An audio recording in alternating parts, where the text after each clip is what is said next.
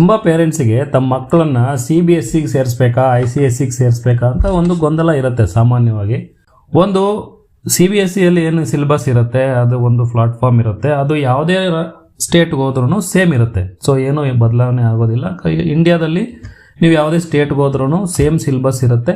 Competition ಎಕ್ಸಾಮ್ಗಳಿಗೆ ಅವರು preparation ಮಾಡಬೇಕು. ಇವಾಗಿಂದನೇ ಅವ್ರನ್ನ ಕಾಂಪಿಟೇಷನ್ ಎಕ್ಸಾಮ್ಗಳಿಗೆ ಅವ್ರನ್ನ ನಾವು ಪ್ರಿಪೇರ್ ಮಾಡಬೇಕು ಅಂತಂದರೆ, ಇವಾಗ ಎಕ್ಸಾಂಪಲ್ JEE ಆಗಿರ್ಬೋದು, ನೀಟ್ ಆಗಿರ್ಬೋದು, ಈ ಥರದ ಒಂದು ಎಕ್ಸಾಮ್ಗಳಿಗೆ ಎಲ್ಲ ಒಂದು ದೇಶದ ಒಂದು ಸಾಹಿತ್ಯ ಆಗಿರ್ಬೋದು ಅಥವಾ ಮ್ಯಾಥ್ಸ್ ಆಗಿರ್ಬೋದು, ಸೈನ್ಸ್ ಆಗಿರ್ಬೋದು, ಎಲ್ಲ ಥರದ ವಿಚಾರಗಳನ್ನು ಒಂದು ಡೀಪಾಗಿ ಇಲ್ಲಿ ಡಿಸ್ಕಷನ್ ಮಾಡಲಾಗುತ್ತೆ ಈ ಒಂದು ಪ್ಲಾಟ್ಫಾರ್ಮಲ್ಲಿ. ವಿಷಯ ಆಧಾರಿತವಾಗಿ ಅವರು ನಿಮಗೆ ಮಕ್ಕಳಿಗೆ ಚೆನ್ನಾಗಿ ಪಾಠನ ಹೇಳ್ಕೊಡ್ತಾರೆ. ಸೊ ವಿಷಯ ಆಧಾರಿತ ಅಂತಂದರೆ ಇವಾಗ ಪದ್ಯನ ನೀವು ಗಟ್ ಮಾಡ್ಕೊಂಬನ್ನಿ ಅಂತ ಆ ಥರ ಅನ್ನೋದಕ್ಕಿಂತ ಪದ್ಯನ ಏನು ಪದ್ಯ ಅನ್ನೋದನ್ನು ಮಕ್ಕಳಿಗೆ ಅರಿವು ಮೂಡಿಸ್ತಾರೆ.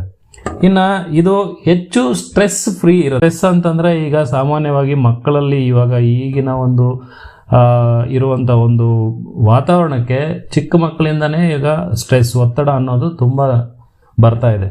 ತುಂಬ ಕ್ರಿಟಿಕಲ್ ಆಗಿ ಏನಾದರೂ ಸಬ್ಜೆಕ್ಟಿವ್ ಆಗಿ ಮಾಡಬೇಕು ಅಂತಂದಾಗ ಅವರಿಗೆ ತುಂಬ ಕಷ್ಟ ಆಗುತ್ತೆ.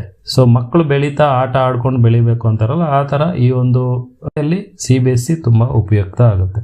ಮತ್ತು ಈ ಒಂದು ಸರ್ಟಿಫಿಕೇಟ್ ಏನಿದೆ CBSE ಸರ್ಟಿಫಿಕೇಟು, ಇದು ಗ್ಲೋಬಲ್ ವೈಸ್, ಅಂದರೆ ಯಾವುದೇ ಪ್ರಪಂಚದಲ್ಲಿ ಯಾವುದೇ ರಾಷ್ಟ್ರಕ್ಕೆ ಹೋದ್ರೂ ಈ ಒಂದು ಸಿಲೆಬಸ್, ಈ ಒಂದು CBSE ಪ್ಲಾಟ್ಫಾರ್ಮಲ್ಲಿ ಏನು ಓದಿರ್ತಾರೆ ಅವರಿಗೆ ಮಾನ್ಯತೆ ಇರುತ್ತೆ. ಯಾವುದೇ ರೀತಿಯಾದಂಥ ಕೋರ್ಸ್ಗಳು ಮಾಡೋಕ್ಕೆ ಆದ್ಯತೆ ಇರುತ್ತೆ.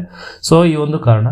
ಮತ್ತು ಸಾಮಾನ್ಯವಾಗಿ ಇವಾಗ ಎಲ್ಲರೂ ಕೆಲಸ ಮಾಡ್ತಾ ಇರ್ತಾರೆ, ತಂದೆ ತಾಯಿ ಕೆಲಸ ಮಾಡ್ತಾ ಇರ್ತಾರೆ. ಸ್ಪೆಷಲ್ ಆಗಿ ಮಗುಗೆ ಫೋಕಸ್ ಮಾಡೋಕ್ಕಾಗ್ತಾ ಇಲ್ಲ, ಓದ್ಸೋಕ್ಕಾಗಲ್ಲ, ಮನೆಯಲ್ಲಿ ಒಬ್ಬರು ಸ್ಪೆಷಲ್ ಆಗಿ ಅವ್ರನ್ನ ಓದ್ಸೋಕ್ಕಿಲ್ಲ ಅನ್ನೋರಾದ್ರೆ ಅವರಿಗೆ ಈ ಒಂದು CBSE ಸಿಲೆಬಸ್ಸು ತುಂಬ ಉಪಯುಕ್ತ ಆಗುತ್ತೆ.